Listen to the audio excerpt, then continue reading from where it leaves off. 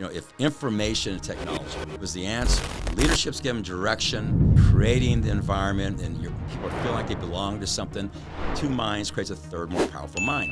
It means you've got to have community. Got the author, Jeff Olson, here with me. A corporation is just a bunch of people who collectively come together about a common cause or goal. They were given the freedom of their own motivation, their own thought. They failed.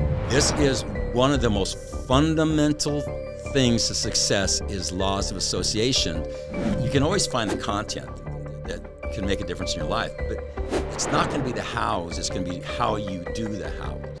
Ladies and gentlemen, you are about to meet the man who wrote the book that changed my entire life when it comes to success and just overall quality of life, and giving me that sense of calmness about the fact that what I'm doing every day is getting me where I want to be. I think one of the biggest challenges out there with people who are trying to run businesses or become super successful in their life is they have a lot of uncertainty about the hours that they spend every day and the tasks that they do during those hours. And will those tasks actually get me to the top of this massive mountain that I'm trying to climb? And if you have that sense of clarity and certainty that what you're doing every day will get you there, then it gives you a sense of peace about what you're doing. And this book, The Slight Edge, written by this man, Mr. Jeff Olson, is an absolute game changer. I've been preaching and spreading and sharing this book with tens of thousands of people over the last decade. And everyone who reads it says the same thing. This book changed my life. This is the only book that I've read not only twice, word for word, but 3 times. I've never even read another book twice. And so back in 2008, I got back in the real estate business after being homeless, sleeping in my car, eating out of people's refrigerators. And I read 100 books during that time. This was my absolute favorite book. And when I picked it up, it just grabs you. And the way that he articulates this simple message behind what it's simple and it's so insignificant, okay, in the moment. And that's what he shares with us today.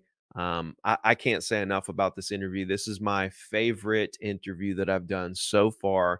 This guy's a living legend. He's a hero of mine, and you're really going to enjoy this interview. So without further ado, ladies and gentlemen, let's get right into it. What's up, everybody? Welcome back. So I got a huge treat for you guys today. You guys know my favorite all-time book, The Slight Edge. I've got the author, Jeff Olson, here with me. What's up, bud? Ricky, I'm good. Thank you. How are you, man? I'm really good. Thanks for having me. I wanna get into your companies, your life. You never really went out and built your own personal brand. A lot of people don't know a lot about Jeff. Right. You know, they know a lot about The Slight Edge and a lot about your companies, but they don't know a lot about you. I want to get into all that, but first off, I just want to know, like, how's life? Life is good. I'm enjoying it. Kind of reaping the rewards of a lot of effort, but enjoying still working. I don't think I'll ever quit doing that. And I have 3 beautiful grandbabies with my daughter and my son-in-law, and I'm enjoying that. And live here in southern Florida, which is a great place to live and enjoy life. So I'm very happy. Man, I got a DM, a Twitter message from you 8 months ago, 9 months ago. And I've got messaged by pretty big names in the real estate industry. And then you messaged me. It was a whole different thing when you messaged me, because your book is the only book that I not only read twice, word for word, every word, but I read it 3 times, word for word. The only book, I never read another book twice. I probably skimmed through a book a second time, but I never read through it twice, definitely not 3 times. It's one of those books that, like, I'm not going to name which books I'm talking about here, but there are books that you read and you just can't quite get into them. And you just kind of quit reading them. Like, there was big name books, you know, and everybody's like, you got to read this book. And I'll start reading it, and I can't make it through the first couple chapters. It takes so long to develop. But your book, it hooks you in there and it keeps you engaged the entire time. But when I got that Twitter message from you, I was like, wow, the man, because I've recommended the book, as you know, right, to tens of thousands of people in the real estate industry. So I was just wondering, first off, like, how'd you hear about me? Actually, my son-in-law, Damon's, has taken a very personal interest in trying to build the Slide Edge brand, because I don't spend much time there. Saw you, and he spoke to me about it, and he said he was going to reach out to you, and I said, well, go ahead. And you guys built that relationship, and it's led to this. Got you. Yeah, I was like, wow. So take me back again. I want to talk about your companies. I want to talk about the big lawsuit that you just won, that was kind of framed up as David versus Goliath. But the book, take me back, because I want to know everything about this, like how it came to be, how you came up with the idea. The title fits just perfectly into, the book itself. Tell us how this came to be. Sure. Well, first of all, I had a traditional business in we might call the Fortune 100 world, and had experienced a lot of growth and success. I actually became manager of Intelligent Systems Division at Texas Instruments, and then I got into build my own traditional businesses and built one of the largest solar manufacturing marketing companies. But eventually moved into the world of working mainly with independent contractors, okay, to get them to do whatever they're going to do, usually in a sales format. And through that process, I kept on seeing one thing. I saw very smart people that in their life had achieved things, whether it was in athletics or working for somebody or doing things. But when they were given the freedom of their own motivation, their own thought, they failed. So here's a person who was very good at showing up at the job, working at certain hours, sitting at the desk, doing a defined job, could do that over and over, couldn't stand it, okay? They get a chance to go out and work in the world where they could be their own boss, do their own thing, and they would go into the witness protection program. They couldn't think. And so I realized people were missing a thought process. So that used to bother me a lot. Okay. Why do you think that is? They grow up W-2 and they're just kind of, we grow up in structure. Yeah. Okay. In the educational system teach you to fit into structure. People really are not taught the entrepreneurial mind spirit. And what happens when people are given the ability to make their own decisions, they become their own worst boss. And I used to see that over and over. And I saw, especially in the independent contractor world, really good people that if they'd been with me when I was in the Fortune 100 world, or if they'd been with me in my traditional companies, would have been successful. But when, would have done a good job, and I would want them around me. And when I saw them come into this world, you get excited about them because they got the degree, they were successful in doing this. They come here and they fall down on their face. And so that really started affecting me, and I started paying attention to it more, and I started speaking to it more. But and so the whole thing was forming with me. And at that time, I built two very large direct sales organizations globally. I had become the CEO of an international electronics sales company, and the whole process was evolving. I started teaching about your mindset, more about your mindset, how you really between your ears is your office. Because you don't have an office. You might have an office, but your office. Because you don't have a place to show up at 8 and stay till 5. You don't have a boss saying this is what you're going to do. It's you, okay? I started teaching that to people and thinking about it, and Eric kept asking me more about it. And I started teaching. I came up with this little concept that was how to think, and I typed it up and I gave it to people, and everybody started coming back saying, "Wow, it's making it work. I get it now. I get why I need to show up every day and consistently, persistently. Same thing you would do if you owned a franchise." So that was like do the little things every day. And so you saw people that succeeded in the structured world crash and burn in this, independent contractor world. When you have structure, you show up consistently, persistently. You better show up with a good attitude or you get fired over a long period of time. I mean, that's what you do if you're going to climb the corporate ladder. That's what you do if you're going to invest your life savings in a traditional business. That's what you do if you buy a franchise. You show up consistently, persistently, with a good attitude over a long period of time. Those are the first four principles of Slight Edge. But you go to work for yourself, you don't show up. You don't show up consistently. You don't show up with a good attitude. And you don't do it for over a long period of time. Why do you think that is? Why do you think people go from that where they do show up and then they have this huge opportunity over here? They're excited. Sky's the limit. I'm my own boss. I can make as much money as I want to make. And they go from showing up every day to not showing up every day. Because they don't have the right philosophy. Okay, philosophy is kind of like everything you know, how you hold it, how it affects what you do. All the Slight Edge is a philosophy. It's the way you think. Okay, you don't when you're in the structured world, franchise business, whatever. Of course, having a good mindset and philosophy, you're gonna go faster up the structure ladder than other people. But it's but you're mandated to. You got to be here at that time. You got to stay there this time. You got to sit in that chair. You got to do that project. Okay, we're going to grade you. We're going to give you, raises based upon certain performance.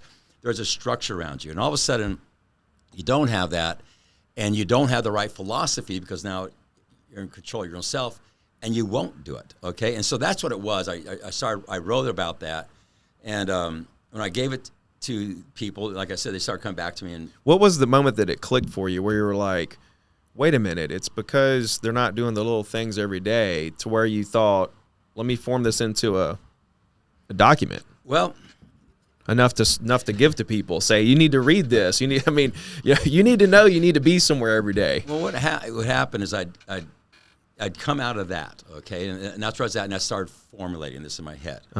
And start talking about it, but I didn't have no structure about it. It was just part of maybe everything I talked about. It was fit in there, and I was trying to talk about mindset and discipline and that type of thing. And I started a company called the People's Network. It turned out to be the biggest personal development company in the United States in the 1990s. We had our own TV network. We had our own studios in Dallas.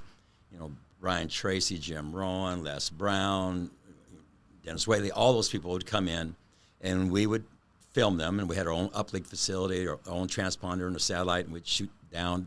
And we were working with Time Warner, Comcast, Continental, Cox, all those people, and we were producing content. Okay, and every person who was in the space of personal development was lining up at our door. We were the hottest thing, and everyone wanted to speak for us. Okay, and so I at that time was getting to know all the best people about family, finance, health, relationships. I was, going out with them, hanging out with Les Browns, and just all the people. And I saw something that kind of bothered me, that kind of tied into this. Okay, what I saw is we were producing this stuff, and these people who had great content that spent their life learning something and now put it into a book or whatever, and they would present it to people as if you absorb this content, it's going to change your life like that. 90 days, 150 days, but it never was 5 years. Okay, it was it was quantum leap. Okay? Right.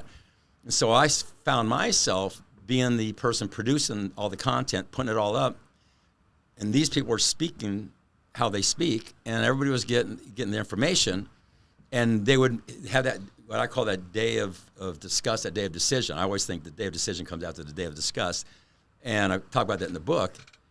And they would say, I'm going to do something, and so they would read the book about their health or something about their finances or the relationship. And they absorbed the book, and then they would engage in the activities of the book, and it'd be 90 days, 120 days later, and they didn't see the results they thought they were going to get. And two things happened, and this is when the Slight Edge started hitting me hard, okay? Two things happened. Number one, they lost belief in the information. There was nothing wrong with the information, okay? It was the way the philosophy of which the information was given. The philosophy was quantum leap. Plant seeds and cultivate. Plant seeds and harvest. There was no cultivating, okay? It was like, you get this book and you're going to harvest. Okay, you come to my seminar and you're going to harvest. Yeah. And so they would do that, and the vast majority would never harvest, because that's not the natural harmony of life. You plant seeds, cultivate, and you eventually harvest. So that was bad. They lost belief in the information, but there's nothing wrong with the information. It was the philosophy by which the information was given to them. Number two, they wouldn't go back to where they started when they had that day of disgust. They go back to a place worse than they were. Think about that. Worse than they were because they now lost belief in themselves. I had that moment. I made the decision. I engaged in the information. I did the activity. It didn't work. I'm not worthy. And all of a sudden I said, wow, I can't really, something's wrong here. So that's when I started working on the Slide Edge, because the Slide Edge is the precursor to the health book. It's the precursor to the finance book, the relationship book.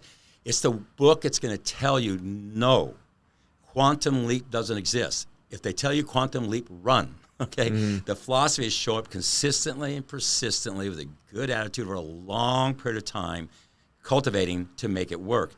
That's what drove it. And so when I saw that, then I realized there was a real huge hole in this whole personal development world, by which the way they, and I don't blame them. That's what you do. Okay? Yeah, I mean, it's sales. What you do.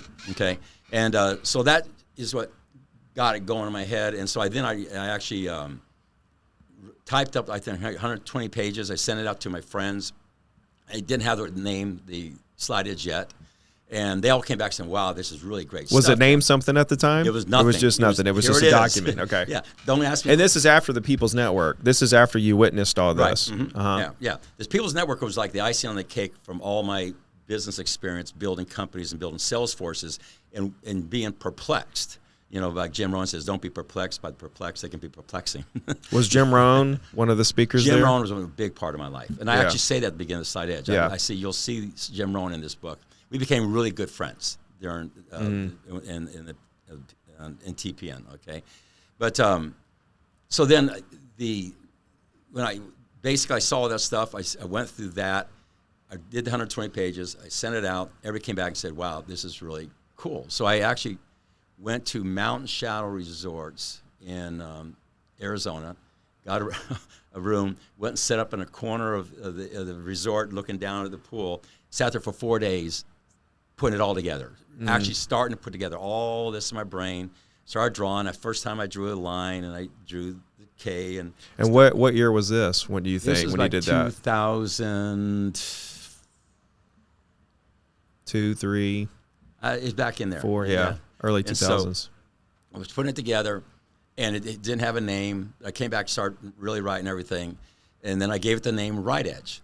Okay, that was its name. And then I started to put together a 169-page book, changed it to Slide Edge because it became the book. How did you come up with that? Slide Edge? Yeah, how did you go from right to slide?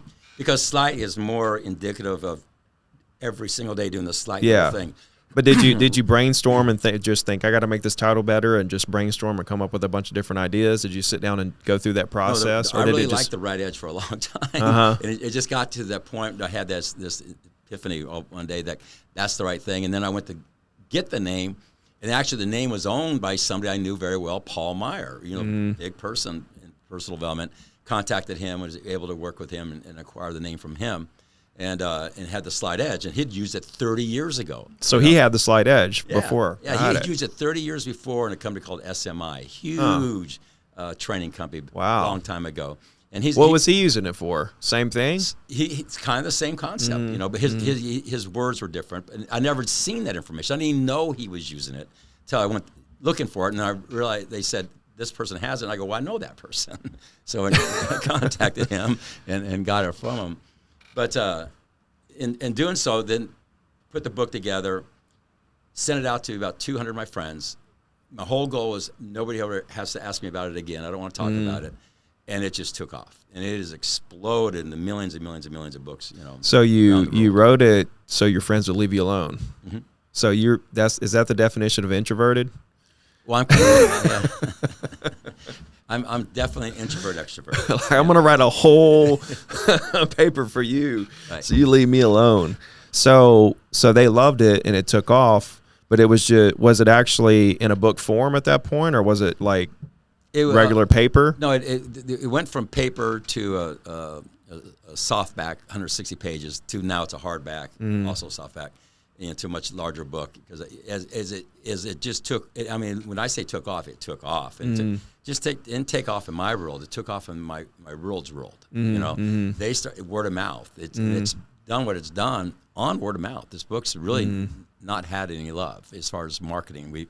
It's never been promoted, advertising, dollars spent on anything. It's just a word of mouth book. Just think about how big it could be if you put some money behind it. It'd be hard to get bigger. It's done really well. It's done 5 million copies. That's what we guess. Yeah. You know, because it's moved from the publishers here to publishers in Japan and over in Australia and then Mexico. And plus, it's in a lot of countries in different languages that I don't even know it's in, which means they're doing it. Mm-hmm. Like I know it's in Turkey right now, in Turkish. Well, Right. I don't have any relationship with anybody in Turkey. Yeah, yeah. You know, and I'm really, I hear about these things and I don't care because it's more important to me the message gets out. That's all I really cared about. The fact that it has become a big selling book, you know, is neat. You know, but it was a message that was missing. See, that's what I'm trying to say. Yeah. In this world of, I mean, these were the best. These were the top New York Times best-selling authors, lecturers. There were, okay? I had them all around me, and I watched them, and nobody was speaking to this. And it was like I said, it's the precursor. You can always find the content that can make a difference in your life, but it's not going to be the hows. It's going to be how you do the hows. The slide edge is how you do the hows. It's not really the hows. Right. It's how you do the hows. Yeah. Yeah. So the information is over there. You know, your audience here is in real estate. The hows are there. I mean, it's everywhere. Oh, yeah. Okay? Yeah. It's not the hows. It's how you do the hows is going to separate you from the other people. Information's everywhere. I mean, you can learn how to do anything on YouTube or anywhere. You don't have to pay for courses and stuff like that, which kind of opens up a whole different conversation with social media. We were talking before, and your companies have kind of built a little bit on social media. I don't know what extent you could share that, but you never really built your name or your brand. I mean, you just started an Instagram account, right? Or have you? My team has. Yeah. Okay. So you're not even on there yourself. No.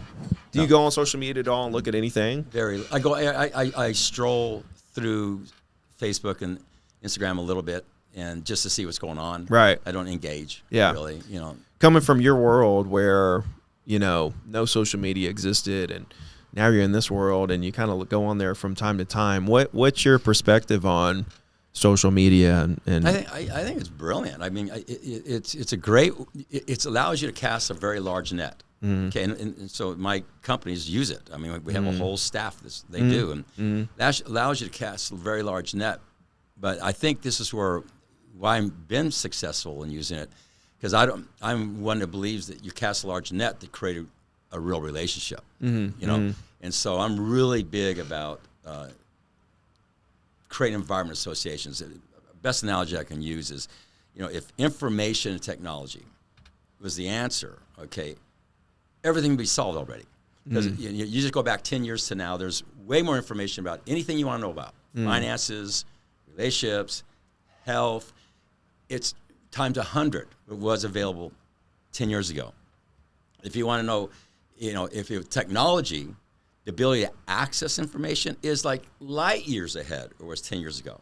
So the fact is, on anything in your life that you want to better in your life, the amount of information and the amount of access through technology, access, is greater than it's ever been.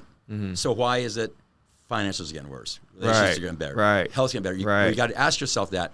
And the answer I've come up with is, if information technology is the example I like to use, if information technology is the answer, that means you'd walk up to an alcoholic, say, here's your Alcoholics Anonymous CD-ROM. Congratulations, you're no longer an alcoholic, because I just gave you information through technology or hooked you to my website or wherever it might be. What makes it work is, do they use information technology? Of course they do, okay? But it's the environment and associations you put them in that makes the change, that keeps them on the right track. And this is where people are getting, and I see getting lost. The smart people out there are using information and technology, leveraging with everything they got. We just talked about one company before this podcast. But they're missing that whole environment associations, which is the glue. It's the especially what people are missing now more than they've ever missed is community, culture. People want to belong. Yeah. They want to feel like they matter. You know, and there's that whole thing called the word synergy, where that means a group of people go someplace together they can't go to by themselves. So if you're just sitting out there in the social world, information technology, you don't have the power of the group. Napoleon Hill said, 2 minds creates a third more powerful mind. It means you got to have community. And so what I do is, we leverage social media as hard as you possibly can, but we equally create ways to bring people together so they can interact with each other in a common environment. Okay. Yeah. When the people come together, alcoholic, they have a common environment. Okay. When they come to the business, they have a common environment. Yeah. If you do that, you use the social media to cast this large net, but you got to consciously create environment and associations. How do you do that? Can you do that digitally, or does it have to be? Well, do you feel like it needs to be in person? I believe we proved that you can do it to a pretty good degree through the pandemic. It was very interesting to watch the pandemic when we separated, and then you saw Zoom explode, and all of a sudden we were interacting in so many ways. People were having social hours on Zoom. Okay, and then it was really interesting as we came out of the pandemic and the struggle to try and figure out that hybrid. Okay, but what I'm seeing, and in what you're seeing even now in corporations, you're seeing everywhere, is people realize we got to get back. We got to get touching each other. So it just takes effort. If you don't have the leader of the company believe in that, it's not going to matter. Believe in what exactly? Believe in Just that there's got to be community. Community. There's got to be community. Yeah. And to do that, it takes effort. Yeah. It takes an investment. You got to be willing to be part of it. You can't hide. You got to be in the middle of them. Yeah. And I'm taking, I don't know, 800, 900 people to this 5-star resort down in Mexico. I do it every year. And there'll be 800, 900 people there that we pay for their flight, we pay for their hotel, we pay for their food, their drinks, and everything for the whole time there. And I will stand down there by the pool all day long and talk to any single person anytime they want to. That's how you start community. Right. Okay. You can't have them there and you're up in your room looking down. Right. That doesn't create community. Yeah. No, absolutely. Yeah, you see a lot of companies like that now with the way digital has went. It just kind of makes me wonder. And some of these companies have a lot of different groups within their company, right? You've seen that, right, with your company. How do you get the groups to come together? And I don't have that much. You don't have a lot of that? Matter of fact, we hardly have any of it. Right. Especially in the independent contractor world, you have tribes, okay? Tribes usually form from lack of leadership at the top. Okay, because if the leadership's given direction and it's creating the environment and people are feeling like they belong to something, they stay together. Okay, when the leadership is not providing the direction, the training, the communications, and all that stuff, then the tribes will start evolving, and I find tribes to be dangerous. Okay? Yeah. Think about it. When you go into a traditional world. When I was at Texas Instruments, and I was in management at Texas Instruments, there's no tribes. You don't have tribes in corporations. Yeah. You have everybody's on the same team. Because a corporation is just a bunch of people who collectively come together about a common cause or goal, and they work. You're over in IT, you're over in the sales department, you're in the fulfillment department, you're in customer service, but we're collectively going there together. Okay, there's no tribes. You have different departments, but there's not tribes. Right. But you get in the sales world, and they're not getting direction. Tribes start evolving. Right. And so the energy that tribe does, they start competing with each other versus collectively working for something. Yeah. And I wish more owners saw that, because they think it's cool that these tribes are evolving, because they're doing what I don't have to spend the money on training. I don't have to spend the money on this stuff. But what you're doing is that there's only so much energy in your company. And so when that energy is not all focused, like synergy, collectively going somewhere, it starts competing, you lose that. Yeah. What are some tips to be a great leader to keep that synergy? Well,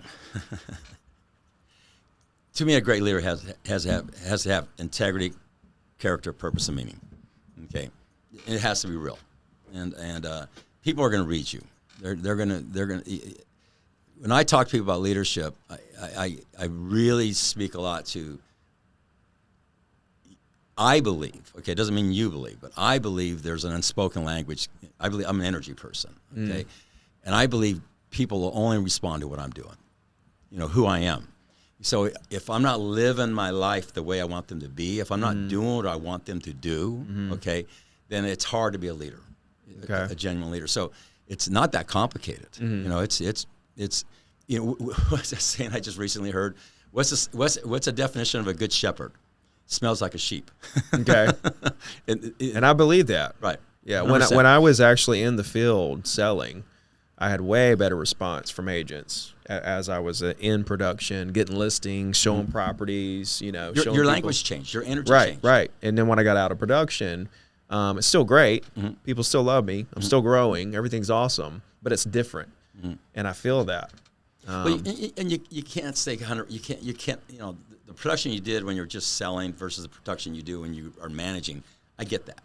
Okay, but you can be still in production with your team, teaching them how to do things.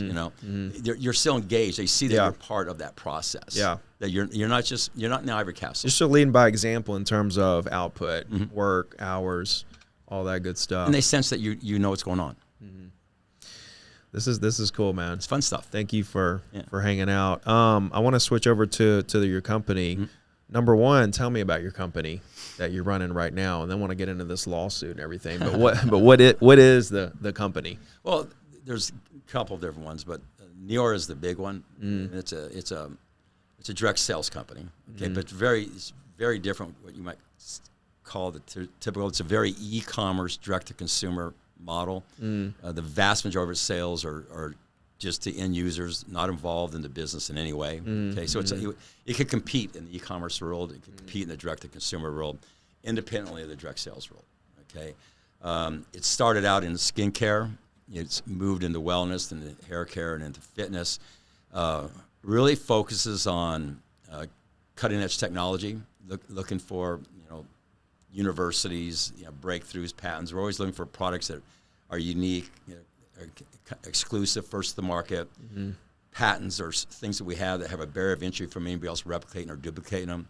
One thing I've learned, because I came from the traditional consumer world before I got into this world back when, if you're successful and can be copied, you'll be copied. So you need to try and have things, you need to assume that you're going to be successful with the product when you're developing the product. So if you're trying to get things that have sourcing-ish things or guarantee certain rights, patents, that means that your products have uniqueness and exclusivity to them, okay? Wow. So we do that almost through our entire product line. And then the other thing we're really big on is value. And everybody goes, well, of course it's value. No, I mean legitimate value. One of our top products is a night cream, okay? That night cream, if you gave it to 20 other cosmetic companies, big names that it would be 4 or 5 products, okay? What we did is we consolidate. We try and put as many products, because what they're doing is they're trying to get you 4 or 5 products because they can more. And you're actually spending more for the bottle and the packaging than you are for the ingredients. I know this. I'm in this world, okay? Yeah. We don't do that. Okay, we pack as much value we can do. So it's consolidation is one C. The other one is concentration. We don't pixie dust, okay? We to have an ingredient on a label. We go as well as we can go into it. So we're really trying to create value so that this product really can stand on its own. And that's why we have such a huge customer base that voluntarily buys our products without any contracts, and nobody's on a contract with us. It's if we can bring value, the products work, we have the clinical data to show it, but you try and it works. And our number one sales technique in our skincare especially is we don't sell a product to someone unless we take a picture of them before they use it. Then we show them that picture 2 to 4 weeks later, and they go, you don't see it. Yeah, you can't see it if you daily. Yeah. And they go, oh my gosh! And so we literally bet on the product. The cream is doing the slight edge on them. Exactly, exactly. And so that's it just took off, exploded. We broke records. We were 12th fastest growing company in the United States at one time. We were the number 1 fastest growing consumer product. How big is it? Like, can you even say top line revenue type stuff? That's something we've never done. How many salespeople, employees, stuff like that? Employees just over 100. Okay. But here, and then you go around the world because we're in Asia and other places. But then we outsource a lot of people. It's hard. It's really not good. And I don't give numbers about our field. Yeah. But the field is kind of a vast majority of our people are really people that are operating like in the gig economy.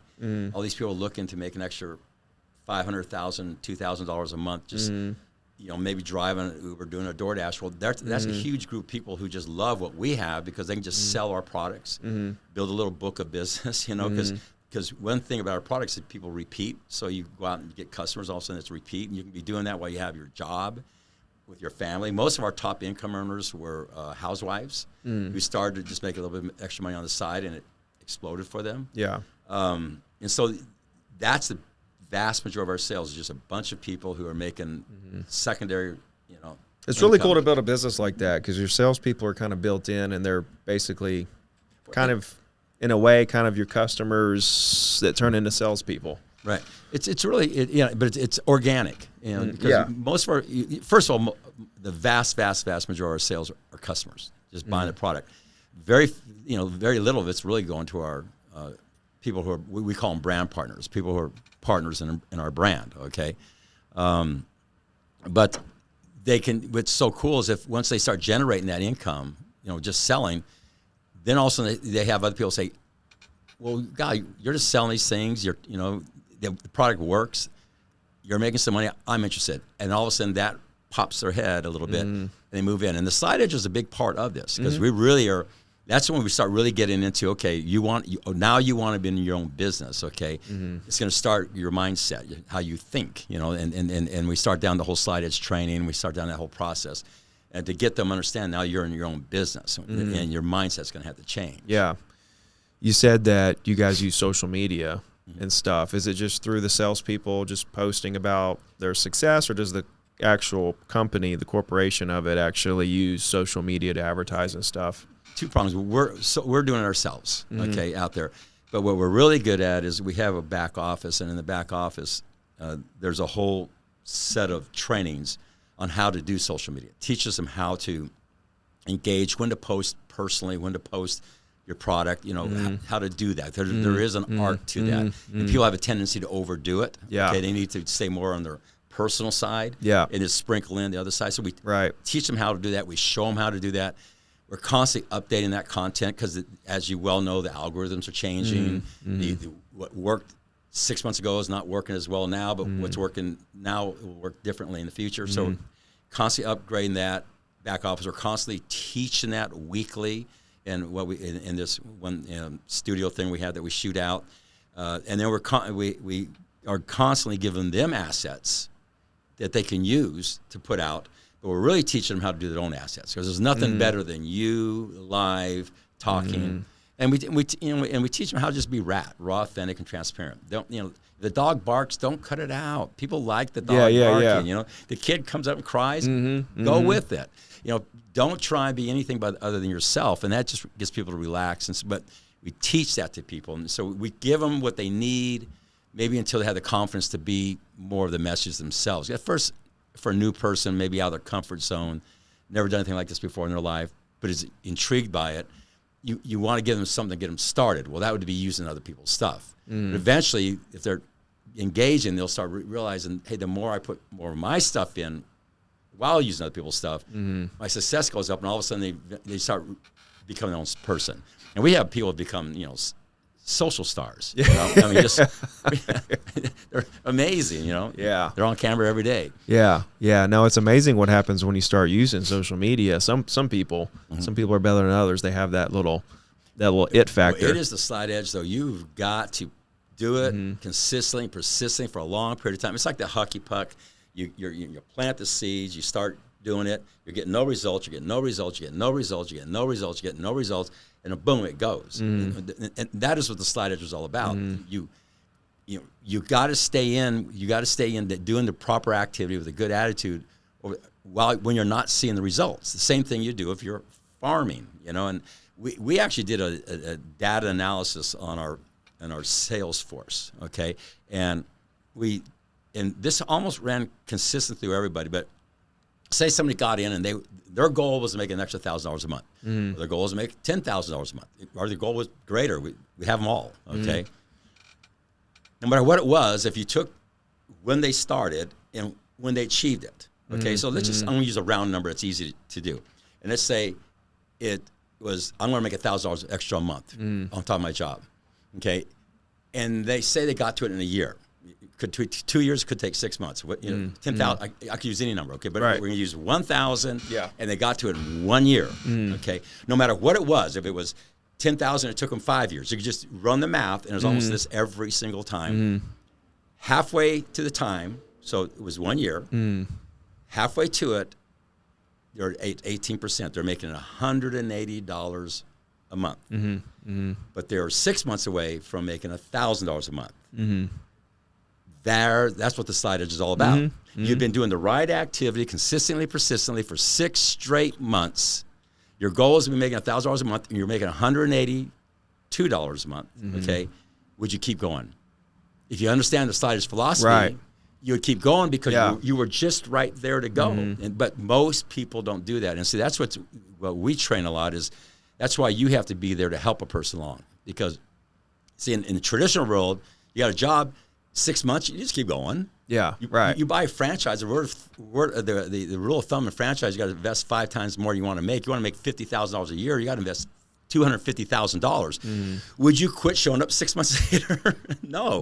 No. Even though you're not making anything, okay? You just keep doing it because you have to. So that's a great example of slide edge is trying to get the mindset that you would have to climb the corporate ladder or to build a franchise or to build your own business to do it where you're an independent contractor and it's between you, because what will happen is they'll get in, they're all fired up, they plant the seeds. It's really fun planting seeds. It's really fun harvesting, but cultivating takes time, you know, and usually 80% of the work is done before you see anything. Okay. Can you stay in the game? That's what the whole slide edge is about. It works in diets. It works in, your knowledge, it works in your business, is that getting people to realize that you got to stay in the process and stay positive when you're not seeing the results. But that's how life works. Okay, why would you expect it to work any way other than that now that you're in charge of your life? As soon as you're in charge of your life, you'll go, it's not working. And then they go from one thing to another thing to another thing to another thing, all of which don't work because they never stay in it long enough. And then they stop believing in themselves.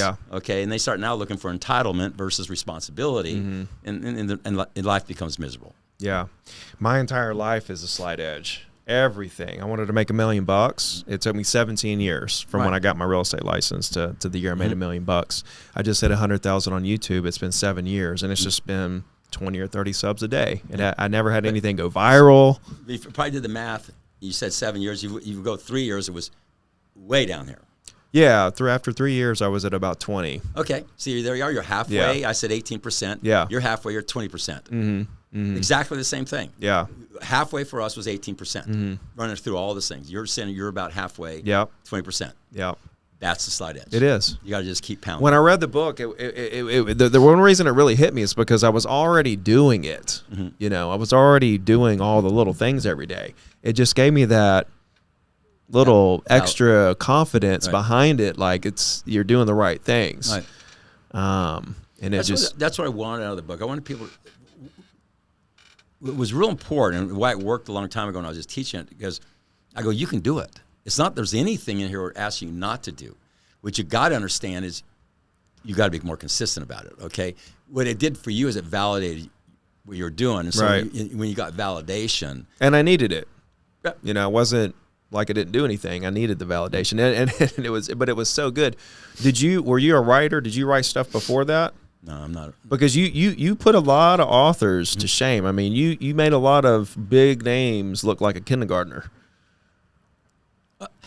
Because I think, well, the way you told the story, and not only that, but the way you articulated the whole thing, it really.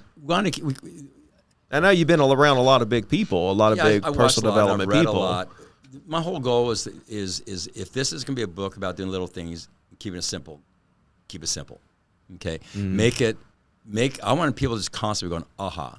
I didn't want somebody go think something was outside their reach. I'd seen that when I had the TV network.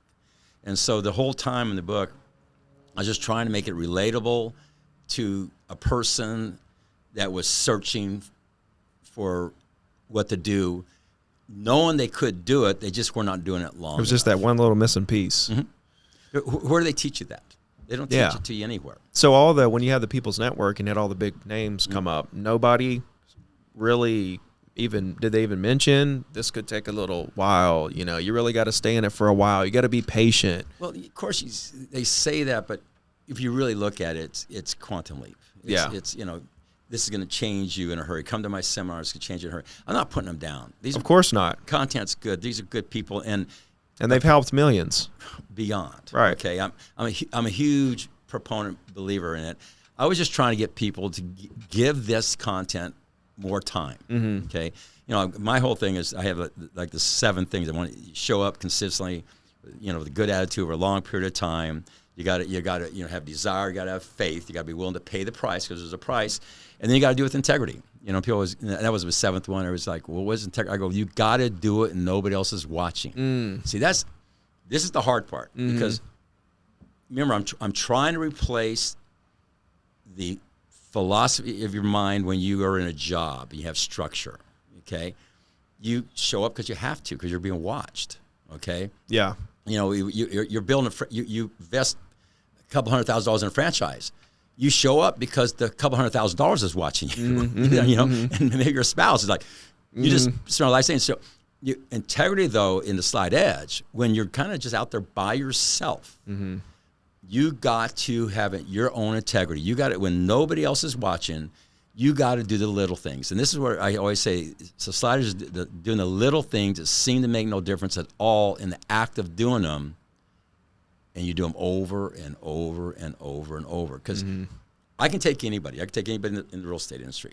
And you give me the, 3, 4, 5 things that have to happen. I've done this with insurance people. I've done with people. None of them are hard to do. Hard to do is something you can't do. Okay.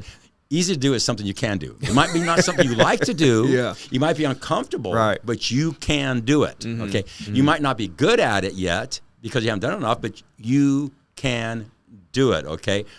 And so what you got to understand was when you do the activity that's going to achieve what you want. You say I got into real estate and I want to make $100,000 a year as a real estate agent. Okay. And that's using a number. Okay. And here's the activity, whatever that activity is. You do it today. That this little activity seems to make no difference at all in the act of doing it in the moment. Are you any closer to 100,000? No, you're not closer. And if you don't do it, you choose not to do it. Are you any further away? No. The difference between doing these little teeny-weeny activities, okay, that you have to do consistently, persistently, with a good attitude over a long period of time, between doing it and not doing it in the moment, is not even notable. You can't even see it. It's so subtle you can't even feel it. It's easy to say. What's the point? Because you know what? It doesn't matter in the moment. But the only way you can achieve what you want out there is in the moment. And this is what people got to get. The only thing you have is the moment. You don't have the past. You don't have the future. You have the moment. It's the only thing you have. Yeah. And the moment doesn't matter. It's insignificant in the moment. It doesn't matter in the moment. It's insignificant. If you do it or don't do it, it doesn't matter. It's irrelevant compared to what you want, but it's the only thing you got. So you got to string those things together till you get there. And so from where you're at to what you want in life is insignificant. But you have to do. Right. In the moment. Yeah. It is. If you don't go out and do that thing they teach you to do daily, they say, well, you need to do this every day. You don't do it tomorrow, you don't fail. You do it tomorrow, you don't succeed. It's irrelevant in the moment. But it's the only thing you got. And it's the only thing that gets you there. So successful people do the little things that seem to make no difference at all in the act of doing them. They do them over and over and over and over and over and over and over. The consistency, persistency, the good attitude for a long enough period of time to get there. They do it with integrity. And guess what? 80 to 90% of that stuff you do in the moment, nobody's watching. Nobody's watching. Yeah. So you go, nobody's watching. So, it doesn't matter. Yeah. If I don't do it, I won't fail. If I do it, I'll succeed, and nobody's watching, so I'm just not going to do it. It's right then is when you find out who you are. It's right then. Yeah. It doesn't matter. It doesn't matter. Nobody's watching. I'm not going to do it. Yeah, which is what most people do. That's why 95% of people don't make it. Okay? It's not because they can't do it. It's not because they're not smart enough. They don't have the ability. Okay? It's in the moment, they don't have integrity. In the moment, they don't have integrity because they think it doesn't matter and nobody's watching. That's why the seventh principle of the Side Edge is integrity. You got to quit lying to yourself. Right. Do what you say you're going to do. And do it when nobody else is watching and it doesn't matter. Right. Because it does matter. People that don't do what they say they're going to do to themselves, and they won't do the things that they can do, but it may be uncomfortable. I've always thought that there was maybe not a big enough why or not a big enough reason. I know when I was all by myself in my office making calls every day, my eyes was on this $1 million because I grew up poor. I grew up roofing houses with my dad. Right. And never had anything. And making $1 million was like this dream. And that was my big why. And I wasn't going to let anything stop me. And I was going to make these calls every day, no matter what, until I got there. It took 17 years. Of course, I went through 2008, lost everything and all that. It's a big story. But my point is I had this driving reason of why I was doing this, so that it kind of I kind of had the integrity built in because I had this big driving carrot, in front of me. Do you think that is a big part of it as well? Or what do you do for people that don't have the integrity to go? I mean, I have agents that I'm like, you can go make $1 million if you make these calls every day for, 3 or 4 years, you're done. You'll make $1 million if you just do what I'm telling you to do, and they still won't do it. Well, sometimes I can answer that question from 5 different directions. Because some people, you got to be careful, give them a number that they can't relate to. I mean, for some reason, you could relate to $1 million. Okay, I grew up poor too. I grew up raised by a single mom, and in New Mexico, and God bless my childhood. I love it. But and I had dreams too. Okay, aspirations. But I never thought I was going to be who I am. Pretty much, I'm kind of like you. I grew up. I call it less than. I was just always less than. Okay, and but then when I start achieving things, and that's why I think it's important. A person's got to have goals that are in their minds achievable, because once they hit it, their belief in what they can achieve will grow. Okay, but I agree, you got to have a why. The why is what gets you up early and keeps you up late. Like they say, when Napoleon Hill came with the 13 things successful people have in common, he says the first one is desire. And the desire is driven by your why. Okay, so you got to find that. But how many people have even read the book Think and Grow Rich? I mean, just right. I love that when Jim Rohn said, and Jim Rohn is my favorite author of all time. Of all time. But there's great ones out there. But I love what he said. People come to him with their problems. I can't get my why right. I don't have discipline or anything. He always said, well, tell me the last 3 books you read about that subject. And he goes, the answer was always none. He goes, well, that's a bad number. So you got to have a why, but you got to also be willing to do something about the why. Yeah, okay? Of course. And normally the person you are is not the person that's going to achieve the why. It never is. The why is always bigger than who you are. You don't say that's my why and I'm it. Okay, I'm there. Who you are is so much smaller than your why, but you got to put in the work to get there. Okay, and that's where people I think lose sight, is because you got to have that keep drawing you to do read the books, do the activities, get the right mentors, fail your way to success. Like Watson said, the founder of IBM, you double your rate of failure. But this is why, again, back to environment associations is so important, because if you're in an environment of people who have a why, you're going to have a why.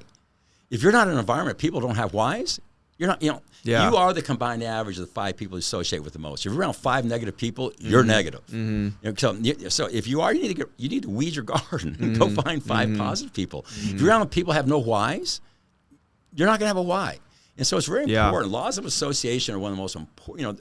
They always talk about your philosophy is what creates your attitude. Your attitude creates your actions, which creates your results, creates your lifestyle. Okay, Yeah. if your philosophy is driven by books you read, seminars you go to, but I think the most important thing is the people you associate with. And again, Jim Rohn said this. I'm not stealing from him. He goes, there's some people you used to spend 2 days with, but you probably only should spend 2 hours with them now. There's other people you spent 2 hours with, you probably only should spend 2 minutes with now. There's people you spend 2 minutes with, you probably shouldn't even spend time with. He goes, but on the other hand, there's people you're not spending time with, you should spend 2 minutes with. There's people you spend 2 minutes with, you should spend 2 hours with. There's people you spend 2 hours with, you should spend 2 days with. He goes, you need to consciously focus on who you're letting into your life. And that's tough in today's world because we're so busy, just trying to make it. But if you just let it be, it's going to just be. Right. This is one of the most fundamental things to success is laws of association. If you don't do anything about it, you're not weeding your garden. You're just letting the garden be what the garden's going to be, and it's not going to be good because overall, it does not be negative, but overall the world's negative. We are born with negative subconscious minds. Your mind has been evolving for a long time. Started in the plains of Africa when they looked. Like we all come from there. Our brain evolving. Back there, the bushes went like this. They call it the reticular factor in your brain. The psychologists talk about this.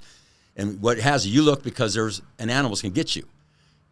99% of your brain's evolving has been living in fear of its life being taken. Okay? So you have a brain that it's called the reticular. It focuses on the negative first because it's trying to keep you alive. Well, now it's doing the same thing. It's just TV comes on, you see negative, you go right to it. See positive, negative people. Wow, tell me more about that stuff. Yeah. Positive people, So you're naturally drawn towards negative. You're not naturally drawn towards positive. So you got to create that positive environment. You have got to fight the wiring that you were born with. Yeah, that's one reason I'm not at 1 million subs right now on YouTube because a lot of my stuff's just too positive. And the guys that are real negative, they're crushing it. Because they're playing to that. They're part playing of the brain. to it. They're playing that part. But that's when you kind of find out what you want to be in. Did you ever have Tony Robbins at the People's Network? No, Tony and I met a couple of times. We had the same agent, Jan Miller. We spoke about it. We were big in our own way. He was big in his other way. We were both doing our thing. And we did have a conversation. I think we sat down at the Fairmont Hotel in Dallas for about 4 hours and spoke to it. And I always loved his content and all that. It just didn't work. It was just two ships passing the night. Both are good ships. Yeah. And I'm really proud of him. What he's gone on and done. Yeah. Yeah, he's doing great. He really took on social media when it first came along. Built He's always personal brand. He's always trying to stay out in front of things. Yeah. The lawsuit. I want to talk about this before we wrap things up, just so you can, voice kind of what happened and your perspective on it and everything. But this was a big one. This was 7 years, a 7-year battle. They called it David versus Goliath. Tell me about what exactly it was, and it's I don't want to go without going too deep. Basically, an agency of the federal government started inquiring into us, and we made and for all the wrong reasons, and it actually through discovery found out the reason they required us because we were successful. Okay? There's a lot of successful companies out there. But we just happened to get on their radar screen. Okay? And so then they came in with a filter in the mind of what they thought we were, which we weren't. We produced 6 million documents, 16 rounds of production, gave them everything, hired. Can you say what they thought that you were doing? They thought we were. When they came in, they were just questioning everything, but they end up eventually throwing pyramiding laws at us, income claims laws, product claims, what's called agency, making people agents, means and instrumentation. We're giving people the means and instrumentation to go out and do the wrong things, and all the things we knew we hadn't done. So we gave them everything, all the information they wanted 6 years ago. Okay, cost us millions and millions of dollars. Hired the top econometrician there is, who used to work for the FTC, and gave them all the data then, and they knew then, but they just kept coming.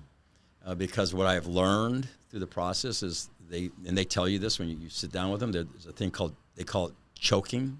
They're going to they'll tell you you go to court with us, you're not going to make it. And I said, well, no, we're right. If the facts and the law, we should be, I'll do it. And then choke point started, and now I know what it means. I mean, immediately, the bank we had told us we had to leave. I wonder how that happens. Okay, have to leave. So we go from a tier 1 bank to now we have to go around patch banks together. So they started canceling you. They told us they had 90 days to leave. Leave your bank and go find a bank. In 90 days, when you got to tell the other bank, I'm coming to you because I'm another bank told me to leave. I'm in a lawsuit with the government. Because nobody wants you. So you go from a tier 1 bank with no returns, everything, a great company, okay, nothing wrong with it at all, to a tier 3 or 4 bank with low service, okay, merchant processors, the exact same thing. Now think about losing all your merchant processors in 90 days. All your suppliers will not give you terms anymore because they don't want to have an accounts receivable, okay. Half your management team leaves because they're afraid. Half your field leaves because they're afraid. Insurance rates go up. Social media, you become, you get tarnished in social media. Competitors use it against you. That's choking, and they apply it hard. Right. Okay? Did you realize that was the definition? No, I didn't quite know the level it was going to go to. But I had studied other companies that had gone up against the government, and you could see how they all eventually given in. And what they do, choke point leads to fencing in. Fencing is a term they use again, which is to get you to agree to things that aren't the law, okay? But if they can get a company to do this and a company to do that, then it fences in the industry, okay? And so we've had this company agreed a few years ago to something. This other company agreed because they were getting choked. And they agree to things that aren't the law, but now it becomes the guidance, okay? And so they had like 12 of those things they wanted us to agree to, and these are things that I couldn't do. Actually, I could have done I actually could have done pretty much all of them but one, and we would have been fine because we weren't what they were trying to say we were. We were just an e-commerce platform. We were really clean, but they wouldn't agree to anything, and so it was the commission structure or something. A lot of things like there's a whole different ways how things are paid and all that.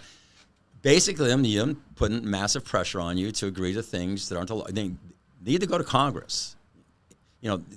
They love ambiguity because nobody knows what the rules are. So everybody's trying to feel. I mean, we read everything. I studied everything. Our lawyers studied everything. We did everything as good as we could. Well, eventually we ended up, suing each other, going through the battle, spending $23 million, probably losing $1 billion in sales through the whole thing, and going through the aggravation because it's brutal what you go through. That one thing I heard once is you have trillions of cells in your body and your cell hears every emotion you have. Well, my cells were not hearing good emotions for 7 years, but I was not going to give in. And so nobody's done this. So we took them to court in our arena. Our industry is 100 years old, massive industry, massive. Nobody's ever taken to court and gone, and we didn't just win. We won every single thing. And we had a good judge, weighed all the evidence, went through all the facts, all the data, and this is a landmark decision. And what's good about it is finally an industry kind of knows the rules, okay? And so, what do we get out of it? We won. You don't get anything back. You don't get your money back. They don't pay court costs and lawyer fees. You don't get nothing, okay? But you did the right thing. You stood it for yourself. So it's a landmark decision. This industry is the bread and butter for millions of people's lives, and if we had given in to their demands, the industry would be completely different. The industry would be different. Yeah, you'd have to play by different rules, and it would apply to everybody at that point. So I think this might give the industry some backbone because it's scary. I mean, when you're looking down the barrel of the federal government, it's not pretty. It's not. It makes me wonder how they go from trying to choke you out to you winning. Well, it kind of backfires now because the federal judge, who's a very prestigious federal judge, this is a chief justice. She's amazing, who really wrote a very detailed ruling. Okay, has now established case law that is kind of they're called the New York standard now, that a company can look at. If we can look like that, a judge, very respected one, has acknowledged that is legit. The industry didn't have that. We had some things, it's called Coscott case law from decades ago, and a few things people were holding on to, but there really wasn't boundaries. One day you're playing football, next day it's basketball, next day it's baseball. You had no idea. It's just never. It's just moving all the time. Yeah. Now we know we're playing this game. Okay, and so it's really I'm proud that we were able to do it. We were able to do it because we were legitimate, and we played by the rules. We did everything right. For whatever reason, we got there. I'm an American patriot through and through. I really am. When we filed the lawsuit, initially start the whole process. I got my sales force on the phone. I said, listen, I love this country, but this is a country of laws. That's why it works, and nobody's above the law. And so I was willing to go the road on it. I wish I didn't have to do it.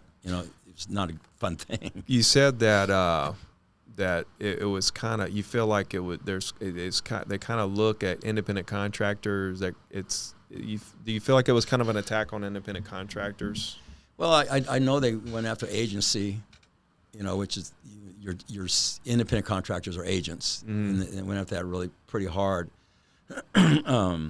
And also there's another thing in there was called means and instrumentation, which means I have the means to get people the instruments to do the wrong thing, which is kind of be a cousin to, they're independent contractors. But yet I'm giving them the tools to do the wrong thing, so they're agents of mine. And that was argued, and but was not ruled in their favor at all. It was ruled in our favor, which is really good because you break that. Look at the insurance industry, the real estate industry, the brokerage industry. I could go on and on and on. There's a massive economy out there of independent contractors. Okay, and my feeling is go to Congress, get up the laws, make it an even playing field, right? And we'll compete. But you can't just arbitrarily pick people and try and bully them into submission so that now you control an industry. It's not proper. Well, that's what's happening with real estate. I was telling you about the lawsuit that's happening. Have you heard about it before I told you? I heard about it a little bit. Briefly, yeah. It's really something, man, what's happening. And the judge hasn't ruled on that. It's probably going to get appealed up to the Supreme Court and everything. But some agents are thinking, well, this is just, their attempt to take us out and all this. I said, they could take you out in a snap of a finger. They could just turn all of us into W-2s like that, go from 1099 to W-2s, and it would crush. They have to go to Congress to do that. Right. Okay. Right. And that's a long road to hoe. Oh, it's a long road. Long road to hoe. But that's what they want. Okay, from what I see, what I've experienced. That's a battle that needs to be fought by everybody. It's not just fought by me, not just fought by my industry, but by every industry. I hope your industries come together and rally. The one thing that's good about what's happened in my industry, people are now realizing we need to come together. See, what happens when I made a decision to fight, I became radioactive. We ran. Nobody came towards us because they're afraid to be associated with you. Because, and I get this because they're asking, they're in the back of their mind goes, are they telling us the truth? Is there a smoking gun I don't know about? Yeah. And I align myself with them. I support them, and then come to find go out, to court and come to find out there was a smoking gun. Now I'm associated with that. So everybody ran from us, but then now it's found out is I was telling the truth the whole time because I told the story. I kept telling the story over and over. But so now I think the industry as a whole will maybe step up because there'll be another person. There'll be another. Oh yeah, they're not done. No. Man, I just want to thank you, number one, for doing that and fighting them, writing the book, doing all the stuff that you do, coming here, talking to me, hanging out. Are you? I get the feeling by your social that you're doing another push on the Slide Edge in some way or something like that. What's the next step for that, and where can everybody find whatever? Well, you go to slideedge.com and there's everything there. But yeah, we're gonna start giving it some love. And Damon, my son-in-law, has become a big proponent of it, and so we're working on, because I have a podcast in the Live Happy space because I own Live Happy magazine, and do that, and so we have a podcast on the Neor, the company, and this here. So we're gonna give it more push. Okay. And plus, I haven't I need to rewrite a little bit of the book because like the whole talk I did about the moment, that's not in the book. That has to be in the book. Yeah, I know. That was it's powerful. yeah. Very powerful. And there's how many revisions are there now? I don't know how many there's been. Yeah. You've done a couple. Yeah. Well, man, I don't know. I don't know what else there is to say. Thank you. I appreciate you. Appreciate Thank your you. time. Take care. Appreciate it. Thanks.